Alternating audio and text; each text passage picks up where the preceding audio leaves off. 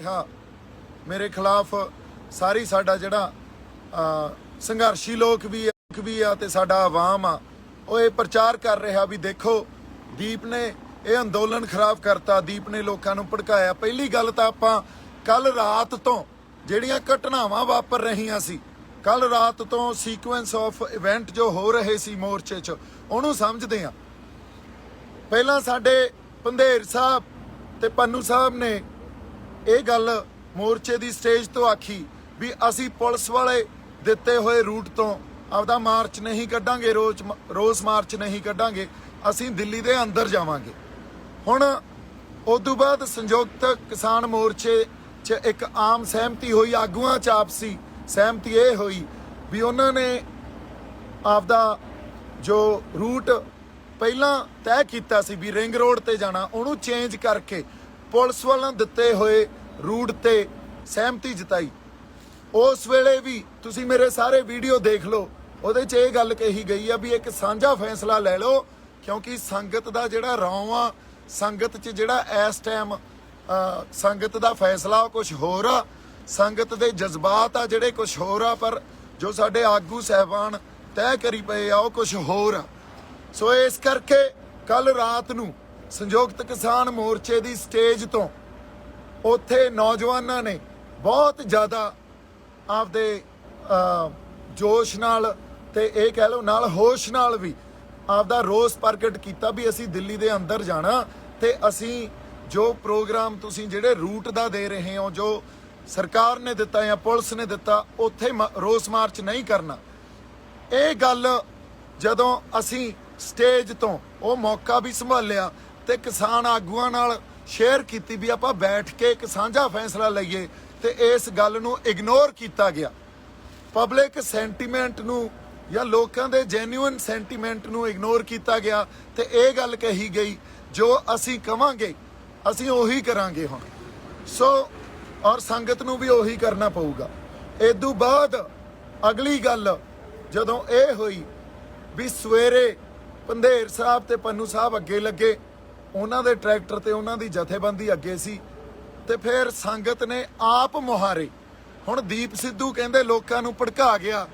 ਤੁਸੀਂ ਇੱਕ ਗੱਲ ਸੋਚੋ ਵੀ ਲੱਖਾਂ ਲੋਕ ਕੱਲਾ ਦੀਪ ਸਿੱਧੂ ਭੜਕਾ ਗਿਆ। ਦੀਪ ਸਿੱਧੂ ਉਸ ਵਹਿਣ 'ਚ ਜਿਹੜਾ ਆਪ ਮੁਹਾਰੇ ਸੰਗਤ ਚਾਰੇ ਪਾਸਿਓਂ ਲਾਲ ਕਿਲੇ ਵੱਲ ਨੂੰ ਸਿੱਧੀ ਹੋ ਗਈ, ਤਾਂ ਦੀਪ ਸਿੱਧੂ ਵੀ ਉਹਨਾਂ 'ਚ ਇੱਕ ਸੀ। ਹੁਣ ਲੱਖਾਂ ਲੋਕ ਤੁਸੀਂ ਇਹ ਵੀ ਦੇਖ ਲਓ ਵੀ ਜਿਹੜਾ ਜਥੇਬੰਦੀਆਂ ਨੇ ਰੂਟ ਦਿੱਤਾ ਸੀ ਉਸ ਰੂਟ ਤੇ ਕਿੰਨੇ ਕ ਸਾਡੀ ਸੰਗਤ ਗਈ, ਤੇ ਜਿਹੜਾ ਰੂਟ ਆਪ ਮਹਾਰੇ ਹੋ ਕੇ ਸੰਗਤ ਨੇ ਬਣਾ ਲਿਆ ਉਸ ਰੂਟ ਤੇ ਕਿੰਨੀ ਕ ਸੰਗਤ ਗਈ, ਇਹਨੂੰ ਮਾੜਾ ਜਿਹਾ ਦੇਖ ਲਓ।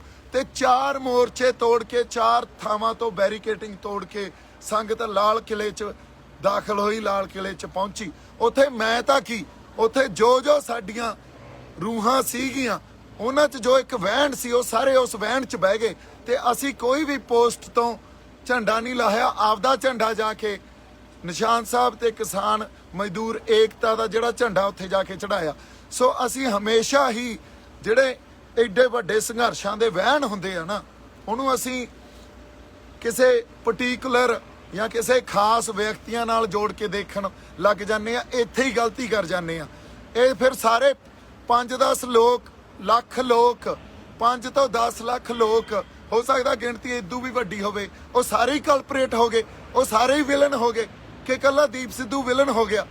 ਤੁਸੀਂ ਇਹੀ ਪਹਿਲਾਂ ਇਤਿਹਾਸ 'ਚ ਅਸੀਂ ਗਲਤੀਆਂ ਕੀਤੀਆਂ, ਅਸੀਂ ਸੰਘਰਸ਼ਾਂ ਦੇ ਵਹਿਣ ਨੂੰ ਕਿਸੇ ਖਾਸ ਸ਼ਖਸੀਅਤ ਦੇ ਨਾਲ ਜੋੜ ਕੇ ਦੇਖਣ ਲੱਗ ਜਾਂਦੇ ਆ ਤੇ ਇੱਕ ਬੰਦੇ ਨੂੰ ਵਿਲਨ ਬਣਾ ਦਿੰਦੇ ਆ। ਨਹੀਂ, ਉੱਥੇ ਸਾਰੀ ਸੰਗਤ ਦਾ ਜਿਹੜਾ ਰੌਂ ਸੀ, ਸੰਗਤ ਦਾ ਫੈਸਲਾ ਸੀ, ਉਹ ਦਿੱਲੀ ਜਾਣ ਦਾ ਸੀ, ਦਿੱਲੀ ਐਂਟਰ ਹੋਣ ਦਾ ਸੀ। ਜਦੋਂ ਅਸੀਂ ਦਿੱਲੀ ਐਂਟਰ ਹੋਏ ਉਦੋਂ ਬਾਅਦ ਫਿਰ ਜਿਉਂ-ਜਿਉਂ ਰਸਤਾ ਬਣਦਾ ਗਿਆ ਤਿਉਂ-ਤਿਉਂ ਉਧਰ ਨੂੰ ਵਧਦੇ ਗਏ। ਜਦੋਂ ਮੈਂ ਲਾਲ ਕਿਲੇ ਪਹੁੰਚਿਆ ਮੇਰੇ ਖਿਆਲ 'ਚ ਉੱਥੇ ਘੱਟੋ ਘੱਟ ਲੱਖ ਬੰਦੇ ਤੋਂ ਵੱਧ ਇਕੱਠ ਆਲਰੇਡੀ ਸੀਗਾ। ਸੋ ਮੇਰੇ ਕਿਸੇ ਵੀਡੀਓ 'ਚ ਜਾਂ ਕਿਸੇ ਹੋਰ ਵੀਡੀਓ 'ਚ ਵੀ ਇਹ ਦਿਖਾ ਦਿਓ ਵੀ ਦੀਪ ਸਿੱਧੂ ਸਾਰੇ ਨੂੰ ਅੱਗੇ ਲੱਗ ਕੇ ਲਾਲ ਕਿਲਾ ਲੈ ਗਿਆ ਹੋਵੇ। ਮੈਂ ਚਲੋ ਸਾਡੇ ਲੋਕ ਤਾਂ ਭੋਲੇ ਆ, ਉਹਨਾਂ ਨੂੰ ਜੋ ਤੁਸੀਂ ਗੱਲ ਕਹੋਗੇ ਕਈ ਵਾਰੀ ਮੰਨ ਲੈਂਦੇ ਆ, ਪਰ ਜਿਹੜੇ ਸਾਡੇ ਇੰਟੈਲੈਕਚੁਅਲਸ ਵੀ ਆ, ਜਿਹੜੇ ਗੱਲਾਂ ਨੂੰ ਸਮਝਦੇ ਆ, ਉਹ ਵੀ ਇਹ ਗੱਲਾਂ ਕਰੀ ਜਾਂਦੇ ਆ ਤਾਂ ਇਸ ਗੱਲ ਦਾ ਤਾਂ ਅਫਸੋਸ ਹੀ ਕੀਤਾ ਜਾ ਸਕਦਾ। ਮੈਂ ਮੋਰਚੇ ਤੋਂ ਜਾਂ ਸਾਡੇ ਕਿਸਾਨਾਂ ਦੇ ਜਿਹੜੇ ਸਾਡੇ ਹਿੱਤ ਆ ਉਹ ਤੋਂ ਵੱਡਾ ਨਹੀਂ ਆ। ਆਪਾਂ ਇੱਥੇ ਭੜਕਾਉਣ ਨਹੀਂ ਆਏ। ਹਮੇਸ਼ਾ ਜਦੋਂ ਇਤਿਹਾਸ 'ਚ ਕੋਈ ਇਹੋ ਜਿਹੀਆਂ ਘਟਨਾਵਾਂ ਵਾਪਰਦੀਆਂ ਉਸ ਵੇਲੇ ਇੱਕੋ ਹੀ ਗੱਲ ਕਹੀ ਜਾਂਦੀ ਆ, ਫਲਾਣੇ ਬੰਦੇ ਨੇ ਭੜਕਾਤਾ। ਨਹੀਂ, ਉਹ ਇੱਕ ਵਹਿਣ ਹੁੰਦਾ। ਉਸ ਵਹਿਣ 'ਚ ਹਰ ਕੋਈ ਵਹਿ ਜਾਂਦਾ। ਜਿਵੇਂ ਮੈਂ ਵਹਿ ਗਿਆ, ਜਿਵੇਂ ਬਾਕੀ ਸਾਡੇ 5 ਲੱਖ 10 ਲੱਖ ਲੋਕ ਵਹਿ ਗਏ, ਇੱਕ ਵਹਿਣ ਸੀ ਉਹ। ਸੋ ਉੱਥੇ ਕੋਈ ਵੀ ਹੁੰਦਾ ਉਹੀ ਕਰਦਾ ਜੋ ਅਸੀਂ ਕਰਨ ਗਏ ਸੀ। ਤੇ ਅਸੀਂ ਕਿਸੇ ਜਗ੍ਹਾ ਜਾ ਕੇ ਆਪਦੀ ਆਵਾਜ਼ ਬੁਲੰਦ ਕਰਾਂਗੇ, ਸਿੰਬੋਲਿਕਲੀ ਨਿਸ਼ਾਨ ਸਾਹਿਬ ਤੇ ਕਿਸਾਨੀ ਦਾ ਝੰਡਾ ਲਾਵਾਂਗੇ। ਔਰ ਤਿਰੰਗਾ ਦਾ ਪਿੱਛੇ ਝੂਲ ਰਿਹਾ, ਇੱਥੇ ਸਾਡੇ ਪੰਥ ਮਹਾਰਾਜ ਦੇ ਨਿਸ਼ਾਨ ਝੂਲ ਰਹੇ ਆ, ਕਿਉਂਕਿ ਸਾਡੇ ਮੋਰਚੇ 'ਚ ਦੇਖ ਲਓ ਤੁਸੀਂ, ਨਿਸ਼ਾਨ ਸਾਹਿਬ ਤੇ ਕਿਸਾਨੀ ਦੇ ਝੰਡੇ ਹੀ ਆ ਨਾ, ਹੋਰ ਤਾਂ ਸਾਡੇ ਕੋਲੇ ਕੁਛ ਨਹੀਂ ਆ। ਸੋ ਆਪਾਂ ਕੋਈ ਹਿੰਸਾ ਨਹੀਂ ਕੀਤੀ, ਕਿਸੇ ਨੂੰ ਨਹੀਂ ਭੜਕਾਇਆ। ਅਸੀਂ ਕਿਹੜਾ ਕਿਸੇ ਨੂੰ ਮਾਰਨ ਗਏ ਸੀ? ਸਾਡੇ ਖਾਲੀ ਹੱਥ ਸੀ, ਹੱਥਾਂ 'ਚ ਝੰਡੇ ਸੀ ਤੇ ਟਰੈਕਟਰਾਂ ਤੇ ਕਾਰਾਂ ਤੇ ਅਸੀਂ ਗਏ ਆ। ਹੁਣ ਤੁਸੀਂ ਦੇਖੋ, ਇਹਨੂੰ ਹਿੰਸਕ ਕਹੋਗੇ।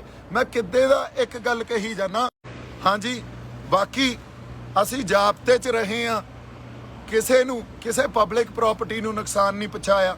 ਜੇ ਸਾਡੇ ਤੇ ਅੱਗੋਂ ਉਹਨਾਂ ਨੇ ਕੋਈ ਲਾਠੀ ਚਾਰਜ ਕੀਤਾ ਜਾਂ ਹਮਲਾ ਕੀਤਾ, ਉਹਦਾ ਮਾੜਾ ਮੋਟਾ ਕਿਸੇ ਨੇ ਜਵਾਬ ਦਿੱਤਾ, ਪਰ ਕੋਈ ਪਬਲਿਕ ਪ੍ਰਾਪਰਟੀ ਨੂੰ, ਕਿਸੇ ਪੁਲਿਸ ਫੋਰਸ ਨੂੰ ਅਸੀਂ ਨੁਕਸਾਨ ਨਹੀਂ ਪਹੁੰਚਾਇਆ। ਕਿਤੇ ਹੋਰ ਛੋਟੀ ਮੋਟੀ ਘਟਨਾ ਕੋਈ ਹੋ ਗਈ ਹੋਵੇ, ਆਪਸੀ ਬਹਿਸਬਾਜ਼ੀ ਹੋ ਗਈ ਹੋਵੇ, ਉਹਦੇ ਲਈ ਵੀ ਅਸੀਂ ਇਹ ਕਹਿੰਦੇ ਆ ਵੀ ਐਡੇ ਵੱਡੇ ਅੰਦੋਲਨ 'ਚ ਕਈ ਵਾਰੀ ਆਪਸੀ ਇਹ ਗੱਲ ਵਾਪਰ ਜਾਂਦੀ ਆ। ਪਰ ਓਵਰਆਲ ਤੁਸੀਂ ਦੇਖ ਲਓ, ਕੋਈ ਕਿਸੇ ਲੁੱਟ ਖਸੁੱਟ 'ਚ ਨਹੀਂ ਪਏ, ਕਿਸੇ ਪ੍ਰਾਪਰਟੀ ਨੂੰ, ਕਿਸੇ ਵਿਅਕਤੀ ਨੂੰ ਨੁਕਸਾਨ ਨਹੀਂ ਪਹੁੰਚਾਇਆ।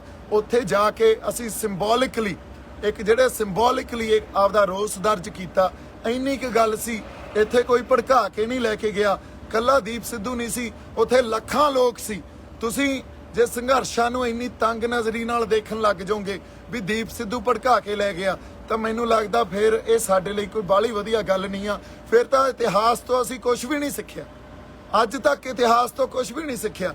ਸੋ ਮੈਂ ਬੇਨਤੀ ਕਰਦਾ ਸਾਡੇ ਜਿਹੜੇ ਸਾਰੇ ਸੰਘਰਸ਼ੀ ਬੰਦੇ ਆ ਤੇ ਕਿਸਾਨ ਜਥੇਬੰਦੀਆਂ ਦੇ ਆਗੂਆਂ ਨੂੰ, ਹੁਣ ਖਾਸ ਕਰਕੇ, ਵੀ ਤੁਸੀਂ ਬੜਾ ਕੁਝ ਮੇਰੇ ਖਿਲਾਫ ਬੋਲ ਰਹੇ ਹੋ, ਤੁਸੀਂ ਬੜਾ ਕੁਝ ਇਹ ਪ੍ਰਚਾਰ ਕਰ ਰਹੇ ਹੋ ਵੀ ਦੀਪ ਸਿੱਧੂ ਗਦਾਰ ਆ, ਦੀਪ ਸਿੱਧੂ ਬੀਜੇਪੀ ਦਾ ਬੰਦਾ, ਦੀਪ ਸਿੱਧੂ RSS ਦਾ ਬੰਦਾ। ਇੱਕ ਗੱਲ ਸੋਚੋ, ਤੁਸੀਂ ਸੰਗਤ ਦੇ ਜਿਹੜੇ ਸੈਂਟੀਮੈਂਟ ਸੀ ਨਹੀਂ ਅੱਜ ਤੱਕ ਸਮਝੇ, ਤੇ ਤੁਸੀਂ ਵੀ ਉਹੀ ਗੱਲ ਕਰ ਰਹੇ ਹੋ ਜੋ ਸਰਕਾਰ ਗੱਲ ਕਰਦੀ ਆ ਵੀ ਇਹ ਸ਼ਰਾਰਤੀ ਅਨਸਰ ਆ, ਇਹਨਾਂ ਲੋਕਾਂ ਨੂੰ ਸ਼ਰਾਰਤੀ ਅਨਸਰ ਕਹਿ ਦੇਣਾ, ਇਹਨਾਂ ਨੂੰ ਅੱਤਵਾਦੀ ਕਹਿ ਦੇਣਾ। ਇੱਥੇ ਸਾਰੇ ਕਿਸਾਨ ਆ, ਸਾਰੇ ਆਪਦੇ ਇੱਕ ਜਾਬਤੇ 'ਚ ਰਹਿ ਕੇ ਪੀਸਫੁਲ ਰੋਸ ਜਤਾਉਣ ਗਏ ਸੀ। ਕੋਈ ਸ਼ਰਾਰਤੀ ਅਨਸਰ ਨਹੀਂ ਆ। ਇੱਕ ਬਹਾਓ ਹੁੰਦਾ ਅੰਦੋਲਨ ਦਾ, ਉਸ ਬਹਾਓ 'ਚ ਜਾ ਕੇ ਸੰਗਤ ਨੇ ਆਪ ਮੁਹਾਰੇ ਜੋ ਕੀਤਾ ਉਹ ਕੀਤਾ, ਕਿਉਂਕਿ ਸਾਡੀ ਲੀਡਰਸ਼ਿਪ ਜਿਵੇਂ ਸਰਕਾਰ ਨਹੀਂ ਸਮਝਦੀ, ਉਵੇਂ ਸਾਡੀ ਲੀਡਰਸ਼ਿਪ ਵੀ ਜਿਹੜੇ ਜੈਨੂਇਨ ਸੈਂਟੀਮੈਂਟਸ ਆ ਸੰਗਤ ਦੇ, ਉਹਨੂੰ ਨਹੀਂ ਸਮਝਦੀ। ਜੇ ਸਮਝਦੀ ਹੁੰਦੀ ਤਾਂ ਕੱਲ ਰਾਤ ਨੂੰ ਸਾਰਿਆਂ ਨਾਲ ਬੈਠ ਕੇ ਮੀਟਿੰਗ ਕਰਕੇ ਇੱਕ ਸਾਂਝਾ ਫੈਸਲਾ ਲਿਆ ਜਾਂਦਾ। ਮੇਰੀਆਂ ਕੱਲ ਤੱਕ ਦੀਆਂ ਪੋਸਟਾਂ ਦੇਖ ਲਓ, ਤੇ ਮੈਂ ਹੁਣ ਵੀ ਕਹਿ ਰਿਹਾ ਵੀ ਅਸੀਂ ਏਕੇ 'ਚ ਰਹੀਏ। ਅਸੀਂ ਅੰਦੋਲਨ ਨੂੰ ਬਰਬਾਦ, ਜਾਂ ਇਹਨੂੰ ਕਹਿ ਲਓ ਵੀ ਅਸੀਂ ਇਹਨੂੰ ਕਿਸੇ ਢੰਗ ਨਾਲ ਖਰਾਬ ਨਾ ਕਰ ਲਈਏ, ਇੱਕ ਦੂਜੇ ਤੇ ਦੂਸ਼ਣਬਾਜ਼ੀ ਨਾ ਲਾਓ। ਅਸੀਂ ਏਕੇ 'ਚ ਰਹੀਏ, ਜਾਬਤੇ 'ਚ ਰਹੀਏ। ਕੋਈ ਨਹੀਂ, ਜੋ ਹੁਣ ਮੇਰੇ ਨਾਲ ਹੋਊ ਅਕਾਲ ਪੁਰਖ ਵਾਹਿਗੁਰੂ ਉਹ ਆਪੇ ਭਲੀ ਕਰੂਗਾ, ਮੈਂ ਨਜਿੱਠੂਗਾ। ਸੋ ਬਾਕੀ ਤੁਸੀਂ ਸਾਰੇ ਚੜ੍ਹਦੀ ਕਲਾ 'ਚ ਰਹੋ, ਏਕੇ 'ਚ ਰਹੋ, ਉਸ ਅਕਾਲ ਪੁਰਖ ਵਾਹਿਗੁਰੂ ਤੇ ਭਰੋਸਾ ਰੱਖੋ। ਜੋ ਉਹਨੇ ਕੀਤਾ ਠੀਕ ਕੀਤਾ, ਜੋ ਕਰੂਗਾ ਠੀਕ ਹੀ ਕਰੂਗਾ। ਵਾਹਿਗੁਰੂ ਜੀ ਕਾ ਖਾਲਸਾ, ਵਾਹਿਗੁਰੂ ਜੀ ਕੀ ਫਤਿਹ।